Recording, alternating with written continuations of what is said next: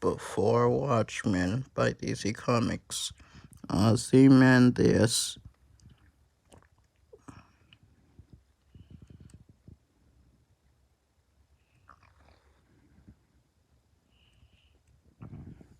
I met a traveler. October 11th, 1985. It occurs to me in these final minutes before I undertake my great mission that perhaps I ought to record and explain the events that have led me to this moment on the minuscule chance that I am not successful in my efforts this moment and thus do not return. Unlike granted, given I have granted, given I have prepared for every possible eventuality, but even the world's smartest man has been known to make an error now and then, and it always remains for war history in the end to determine the rightness of my efforts. Like it or not, history will always have the final word.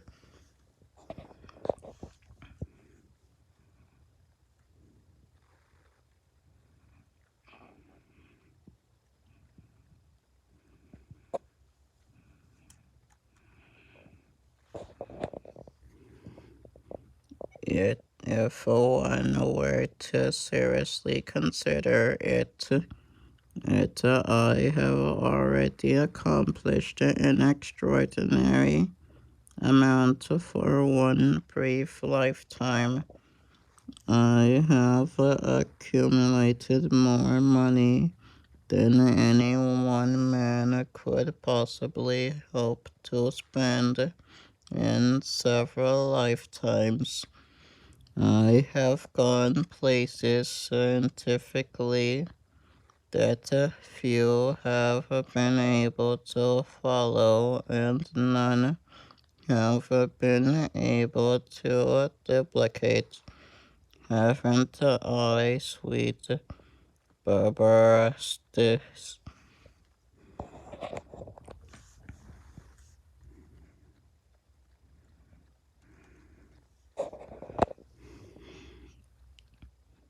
Yet, despite all my greatest efforts, mankind continues to use roll efforts. Mankind continues to roll headlong towards its own destruction. And it seems I have spent a lifetime on intentionally learning all that I would need to know to perhaps force our salvation.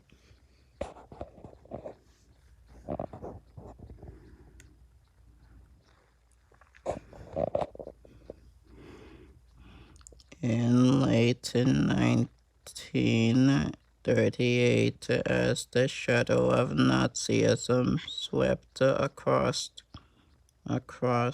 Europe, my parents booked a passage on one of the last freighters to safely leave the old country. They arrived in New York Harbor in January of 1999. In the old country, my father had run a successful perfumery and quickly established one here as well. But it was not merely business that brought them to these shores.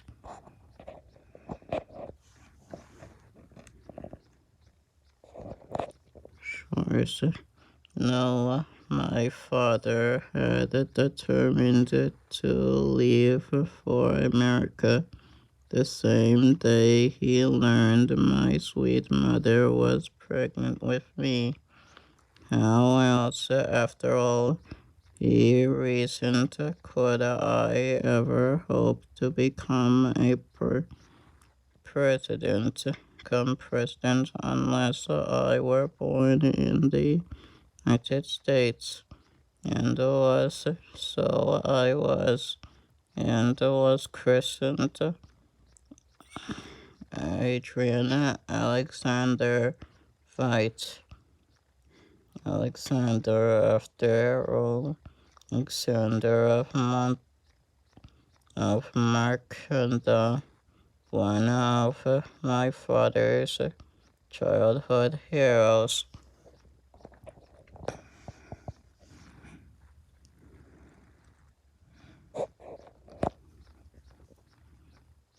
By the time I was 2, it was clear to my parents that I was no ordinary child. At the age of 4, self-taught, I had read all 25 volumes of my father's precious encyclopedia, and was hungry for as much more knowledge as I could absorb. Knowledge is power, Sir Francis Bacon had said, and I could not have agreed more.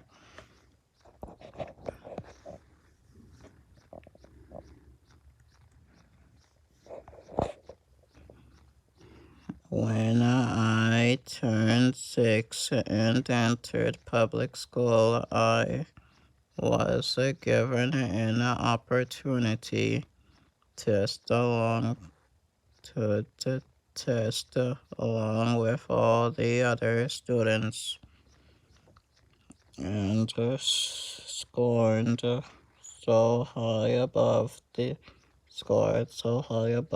curve that my parents were called to school to discuss the results.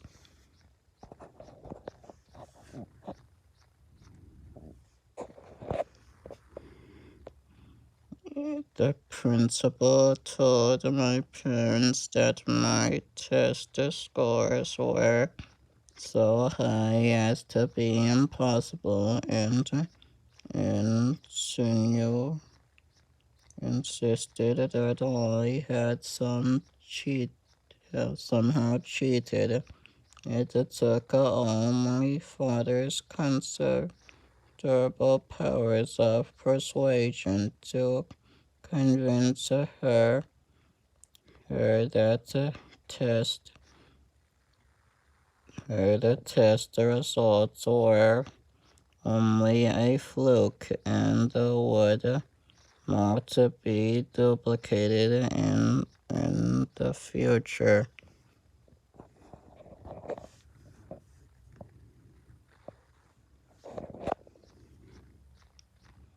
Later at home, with a great reluctance, my father told me that I would have to maintain a low profile from here on, learn to restrain myself so others would not realize just how smart I really was. The last thing I needed, he said, was to be thought a freak.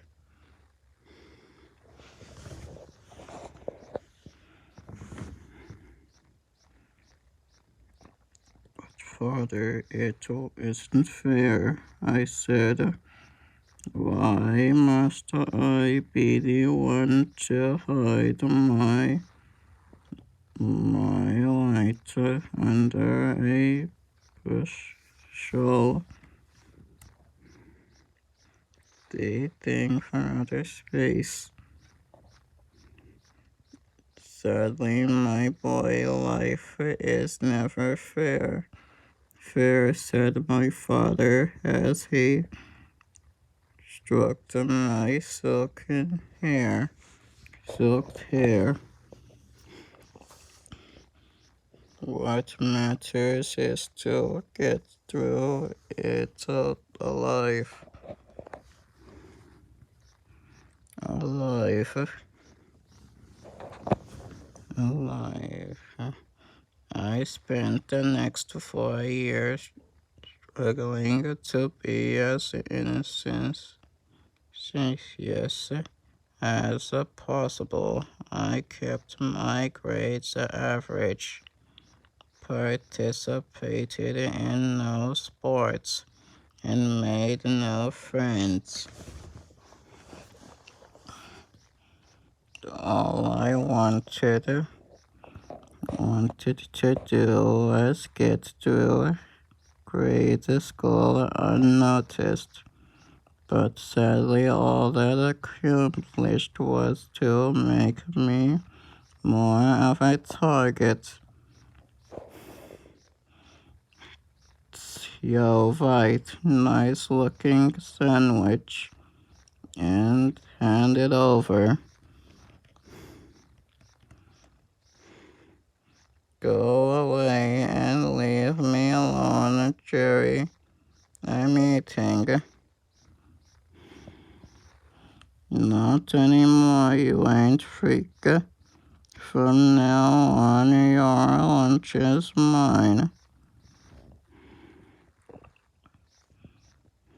The emphasis is pointed Jerry and his cronies proceeded to beat me to a bloody pulp. And you're gonna get it the same every day, creep, until you finally learn your place around here.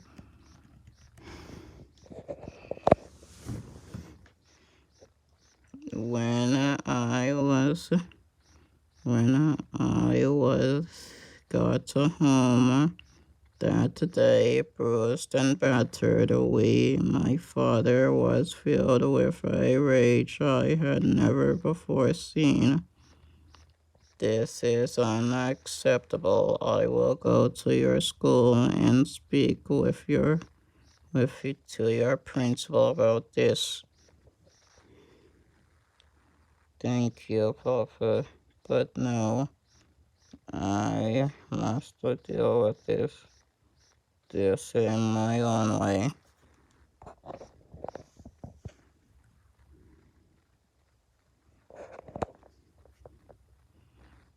The following afternoon, with money I'd saved from a morning newspaper route, I enrolled in a local dojo and took my first hesitant steps toward dealing with my unpleasant problem.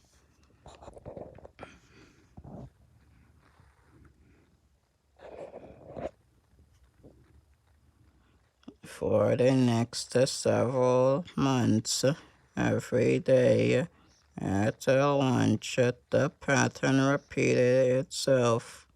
Jerry and his cronies would steal my meal and then pummel me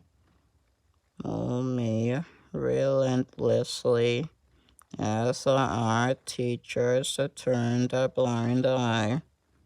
And every evening, as my parents tended to my wounds and threatened to take action, I would simply say, patience, I promise this will all be over soon.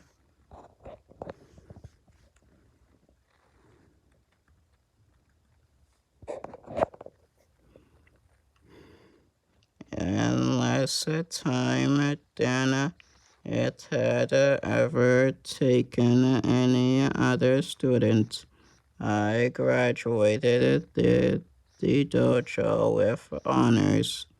In the following noon, at lunch recess, it's that time again, Veidt. Hand over your sandwich. Go away. Jerry, this little game of yours has begun to bore me.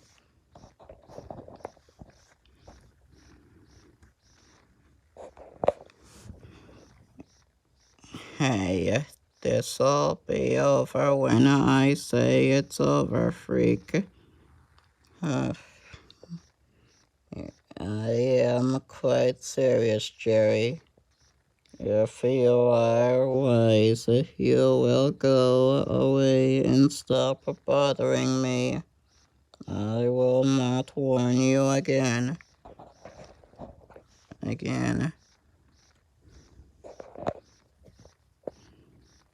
That's it, creep. I'm gonna knock your head off. Ugh. Hey, stand still, you little creep.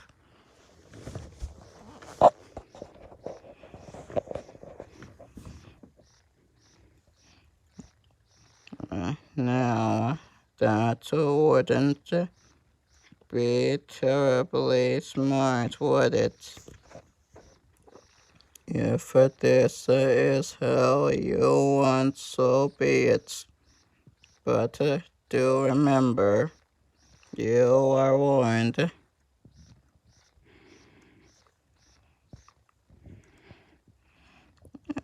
Screaming in adolescent fury, Jerry lunged at me, his flailing fist coming out nowhere near me.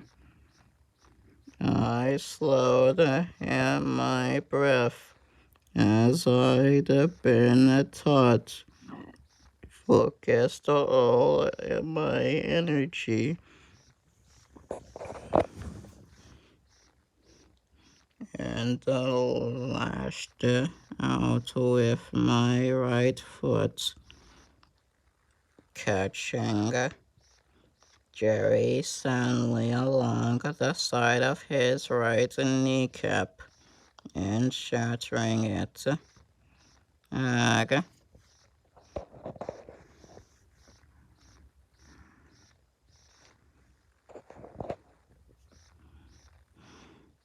Jerry collapsed in a pedal ball, clutching his ruined knee, mauling like an infant. And as I turned to deal with the side kicks,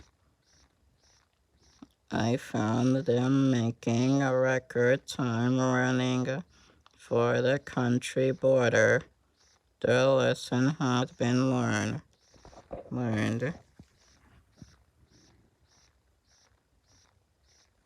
Foolishly, I assumed that would be the end of it.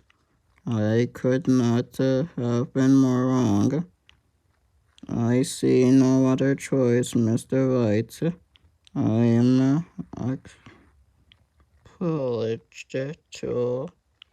pledged to expel your son for his actions.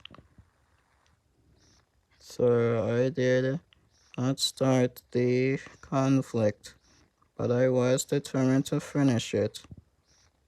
Besides, I did warn them in advance to leave me alone.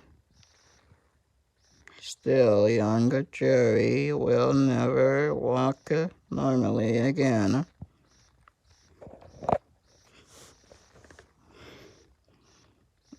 Something must be done to assure his anguished parents. Perhaps Jerry Limp will serve as a constant reminder of his poor,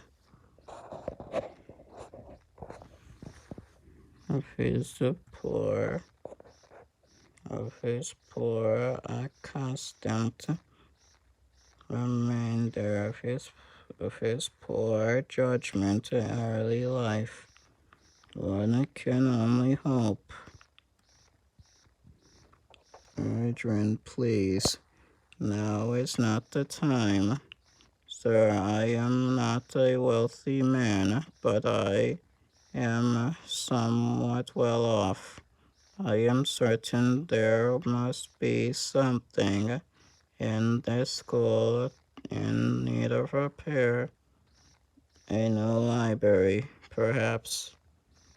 I see. Of course, I do believe something can be worked out.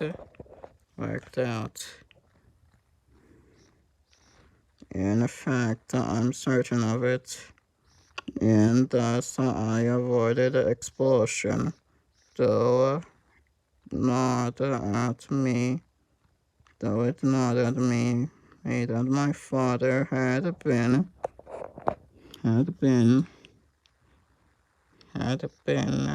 forced to pay for actions of mine that had been totally justified.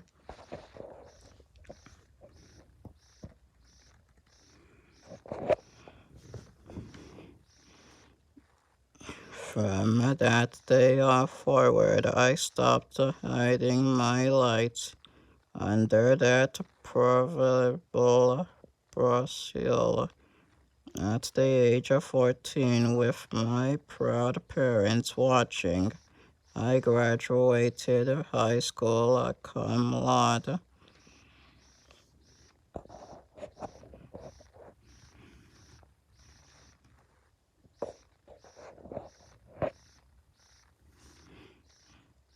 Three years later, I took postgraduate courses at Harvard. I was taking postgraduate classes at Harvard, majoring in the brief but remarkable life of my namesake Alexander of Macedonia. I read every one of the many volumes available on the subject, and felt I had not barely begun to even scratch the surface when my life took a sudden and terrible turn. Mr. Veidt.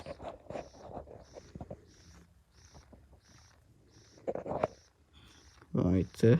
Later, please. I'm occupied at the moment. Mr. Veidt, it's your parents, I'm afraid. My parents. There was a terrible traffic incident, I'm told. They were both killed instantly.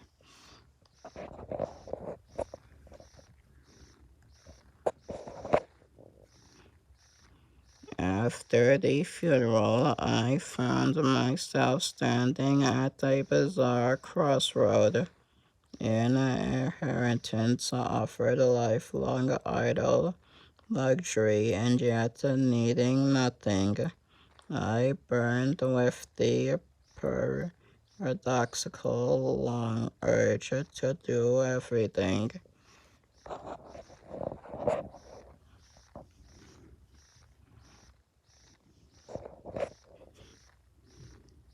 I needed advice, and I knew just where to find it.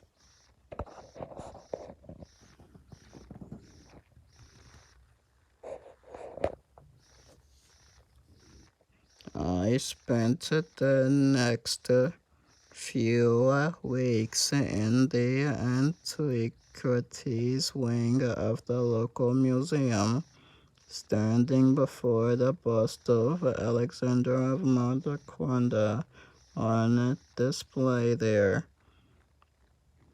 Looked in communion. There was so much I did not know, so much I needed to know. How had someone so young come so close to uniting such an ancient primitive world? How did one man drag a civilization handed from the blood and filth of such utter barbarity?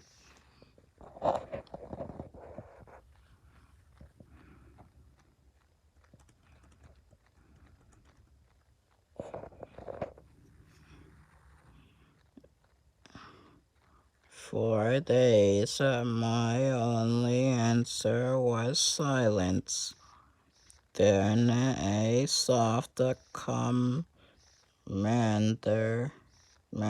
voice whispered, "Answers cannot be given, they must be learned. And that simply the course of my life was set. I became determined to measure my success against his.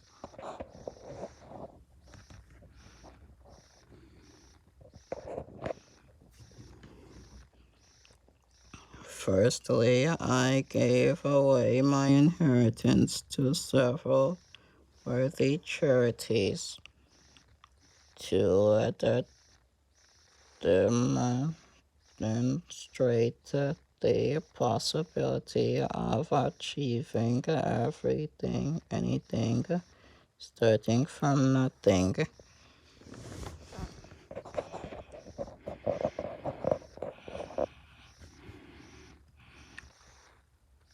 Next, I booked a passage on a freighter for northern Turkey to retrace my hero's footsteps.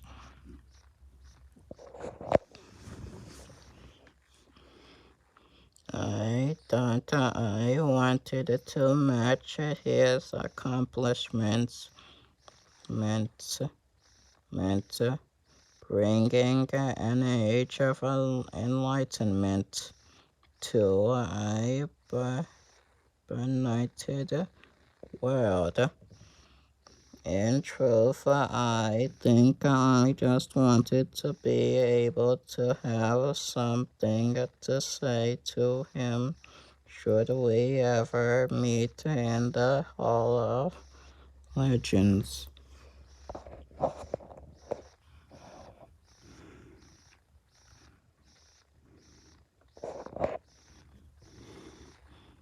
Weeks later, I debarked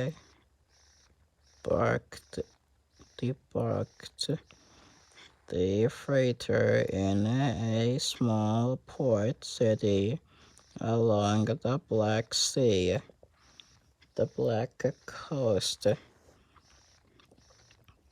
The still air there thick, thick with the stench of desperation and need.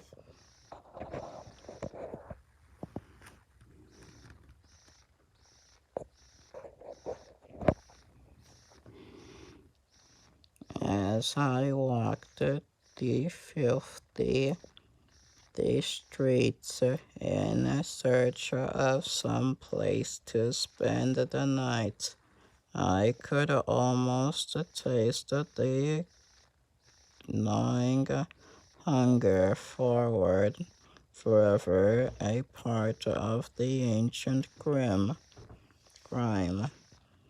And as the local predators rose up silently beneath me, perhaps sensing easy prey, I decided to warn them.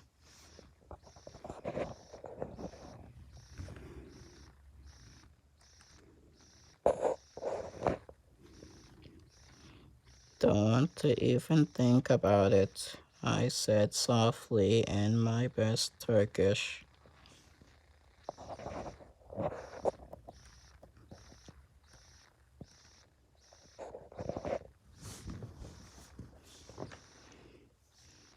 And perhaps be recognizing a greater predator than themselves, they paused, their greed just a hair's breadth behind me.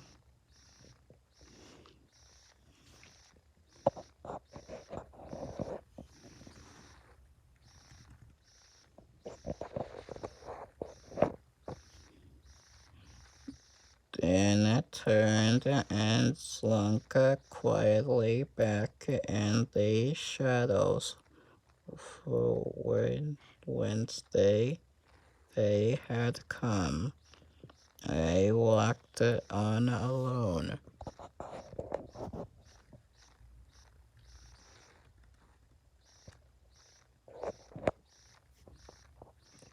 At first I followed the path of Alexander's war machine along the Black Sea coast, imagining,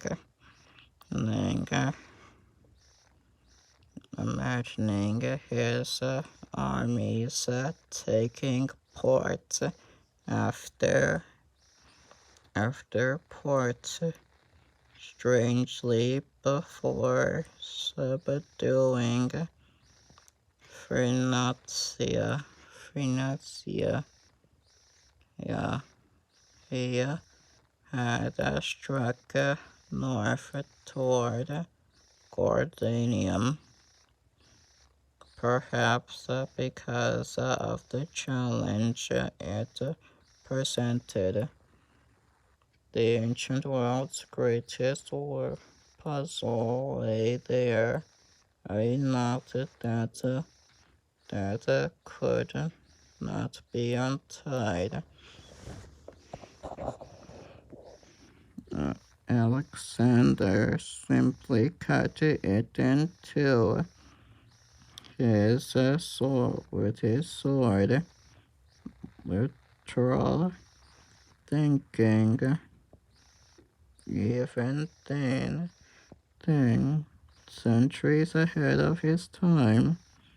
Heading south, he entered Egypt through Memphis, where they proclaimed him son of Amen, judge of the dead, whose name means the hidden, under rule from Alexandria.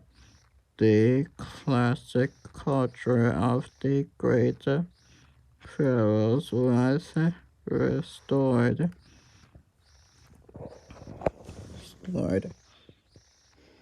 I followed him through Babylon, up through Kabul, the to Samarkand, and then down the Indus, where he first encountered elephants of war, where he turned back to quell descent at home. I traveled on through China and Tibet.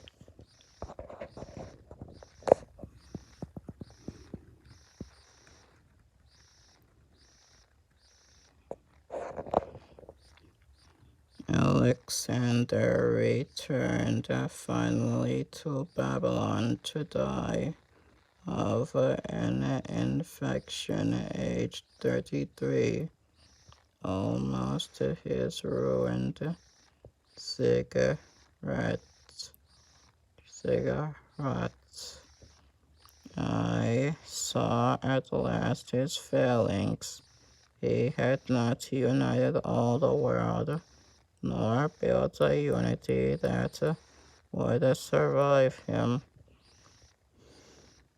Disillusioned, but determined to complete my odyssey, I followed his corpse to his final resting place in Alexandria.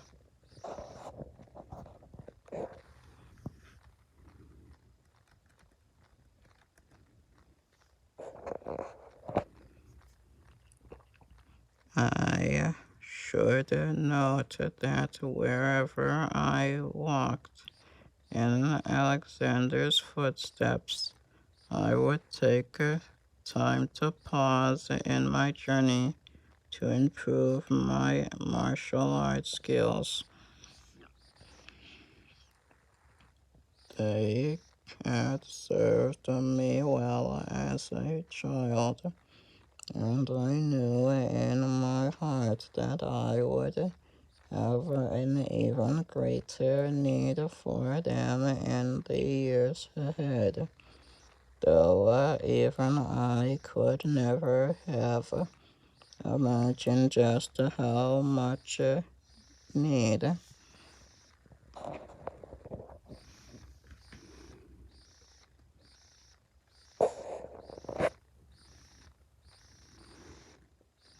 During one pale night in Tibet, an acquaintance of mine presented me with a small bowl of hashish and told me I would know what when the moment was right to consume it. He could not have spoken more wisely.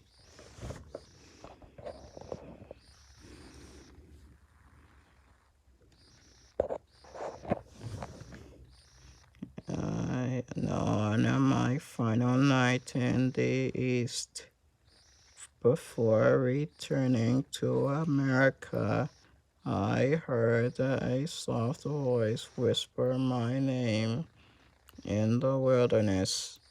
Wandering into the desert, in pursuit of the sound, I ate the hashish,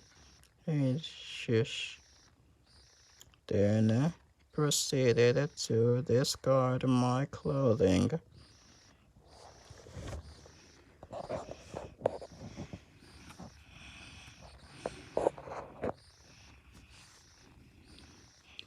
The ensuing vision I experienced transformed me forever.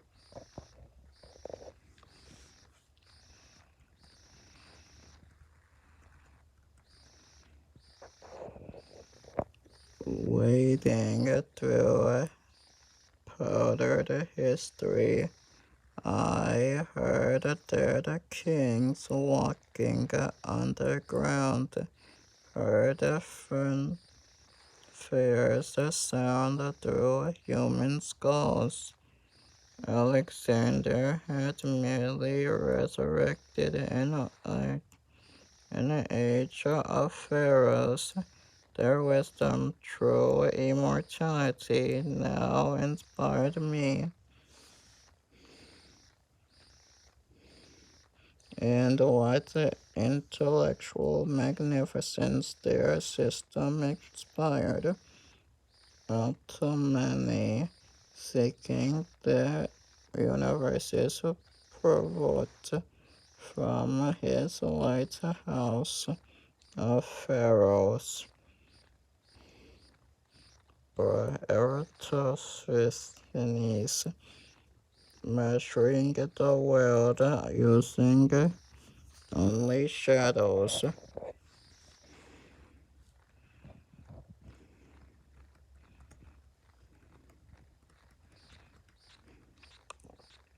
After many months, on the last night of my journey, I returned to the fitted squalor of the same port city, now far more knowledgeable in the ways of the world I intended to conquer.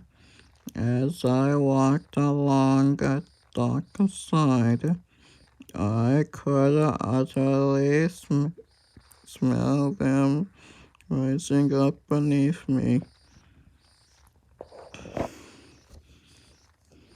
The same pack of animals who I had thought to accost me upon my arrival on these shores.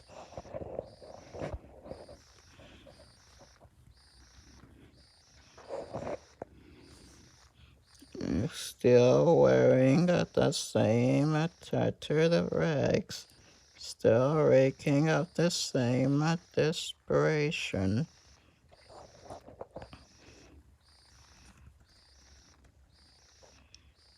They sat upon me like wolves upon a fawn, and I instantly responded in kind. Being now a helpless fawn, I unleashed all the martial skills I had learned in my months of wandering, and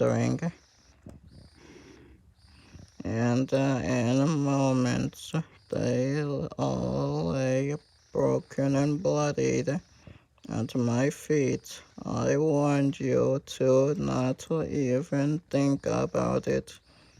I said it to them in my now impeccable Turkish. Then I gathered up my duffel bag and walked away toward the waiting freighter and home.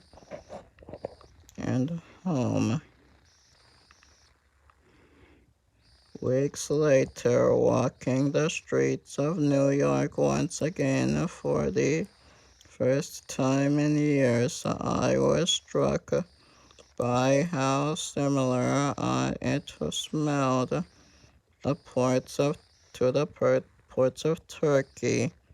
The aroma of different spices, of course, and the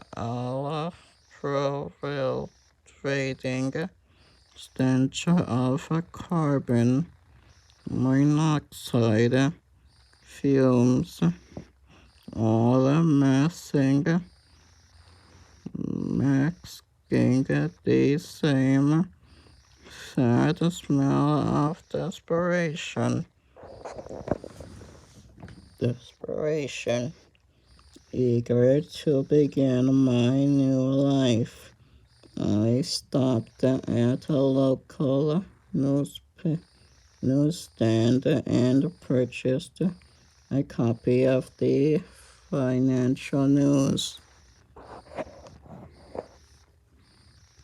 During my travels, I had managed to amass a small nest egg, and I spent the next few weeks carefully studying the stocks, trying to best decide how to invest the money and make it grow. I became transfixed almost to the point of obliviousness to all other things.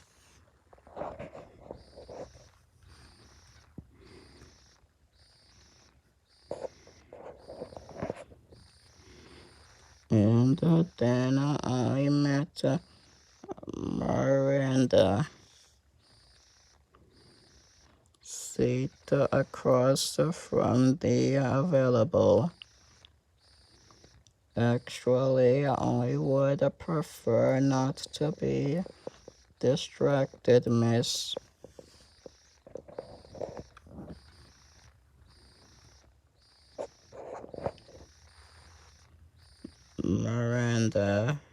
Miranda, St. John, and yours, Adrian Veidt.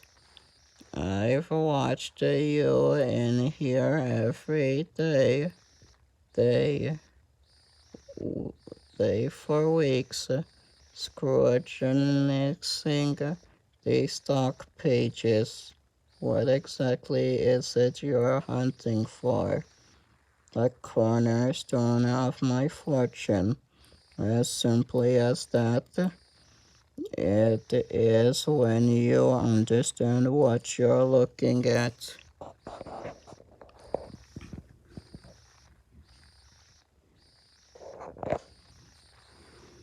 More months passed. I invested my money wisely, watched the stocks I had chosen split, then split again. When the stock hits 67, I want you to sell. Yes, all of it. Reinvest the money in electric power.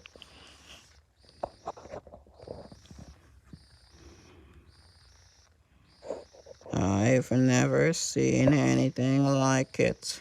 No matter what stocks you choose, you never seem to make a mistake.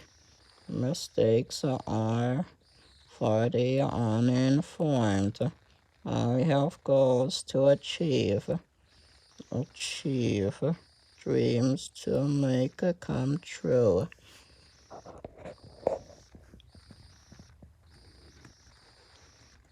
Well, then let's see what else you can make come in the meantime, shall we? Why not then? I'll still have more than enough time to conquer the world. No, then, then per se, it like that. I have believe you really mean it.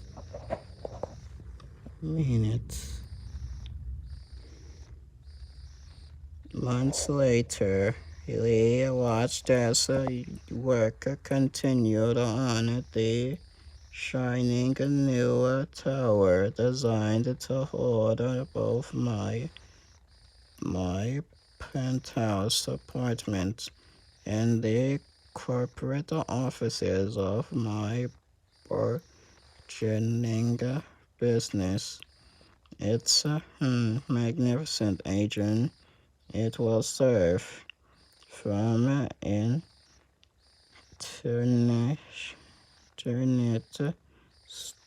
seller to corporate mogul in 18 months. Impossible. Not for the person all the financial bags are calling the world's smartest man.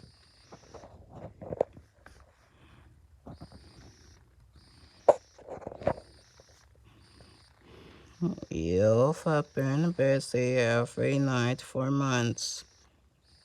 Dinner tonight to celebrate. Can't. Unfortunately, I've got a lot to do.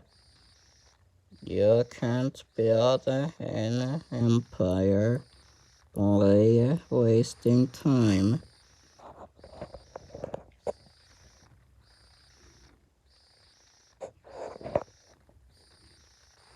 Is that all I am now? A waste of time? Of course not here. Here. This should more than cover an evening on the town. Go out and enjoy yourself on me, gladly. The building continued unabated, but the cracks in the cigarette butts were already beginning to show.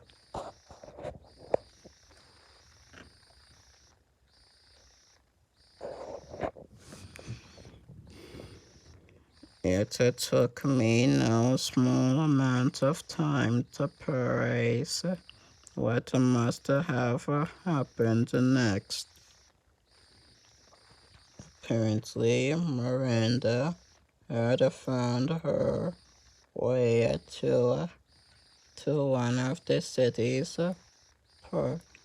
poshest underground clubs, talked her way past a brass of bouncers, and walked straight into the heart of darkness.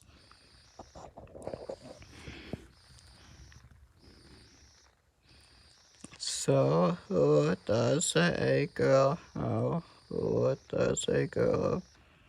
have to do to get a drink around here?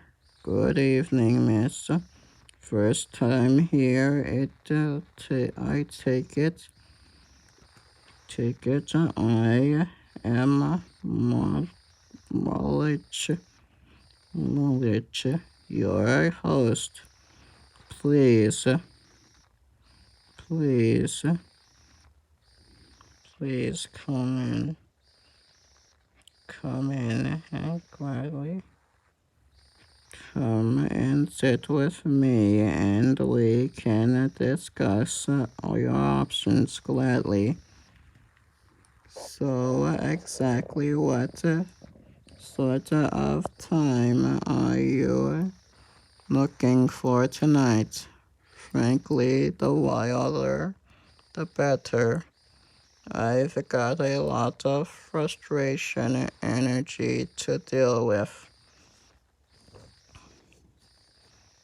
Then I've just the thing. You name it, I have it. And the first taste is free. Any particular preference?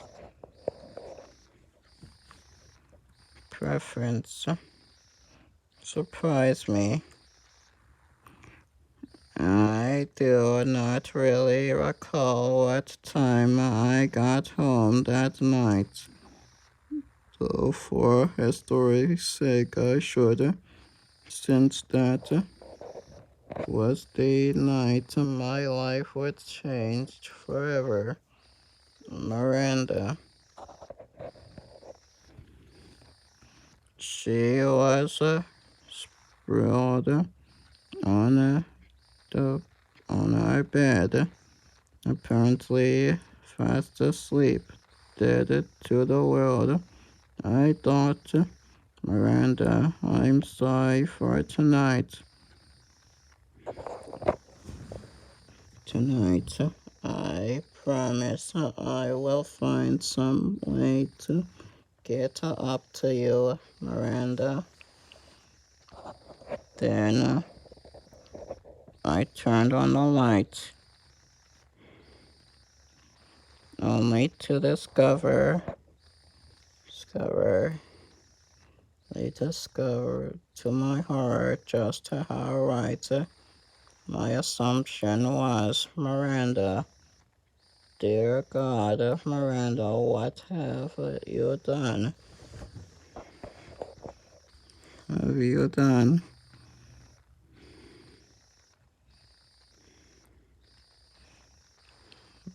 have you done? I rushed to her body, checked her breath, checked her pulse.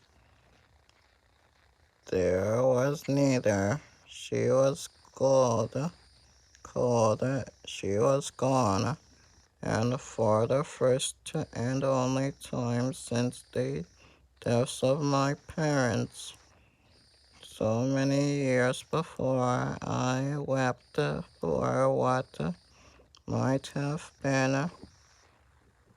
Forgive me, Miranda, please. This was all my fault. Forgive me.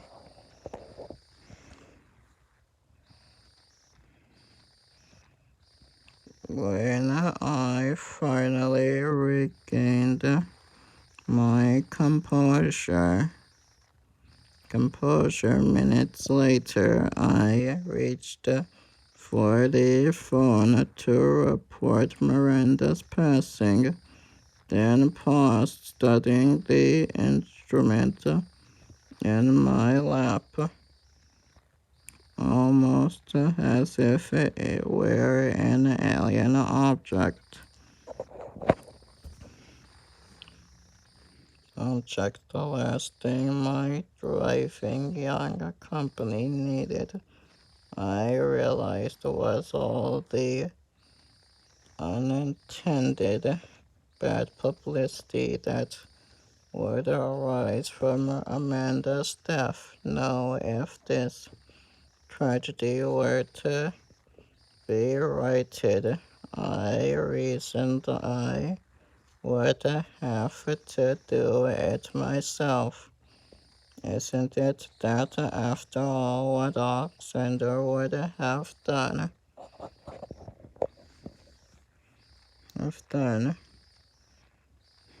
The newspapers were filled daily with reports of various costumed vigilantes taking the law into their own hands. And characters with fanciful names like Night Owl and the comedian, who would notice one more masked man among them. I reasoned. In my trophy room, filled almost to bursting with Alexandrian effects I had collected since my return, was a chest.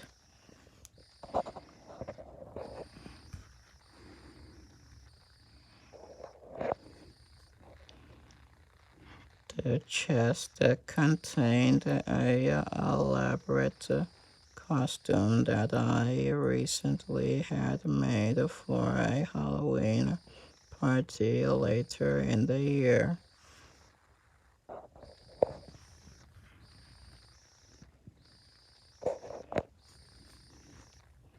The room itself contained everything else I might need to make my new look complete.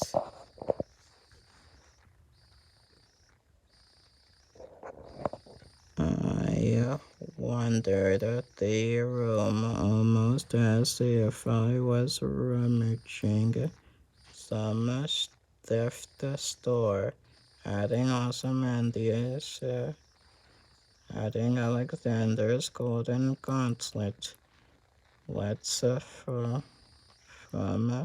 here his glittering headband, from there until at last, secreting a few appropriate weapons about my person, I felt ready.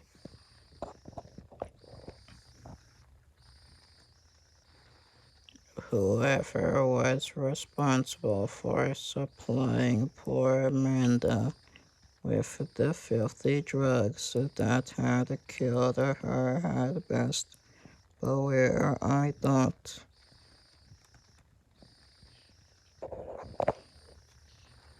in the chapter 1.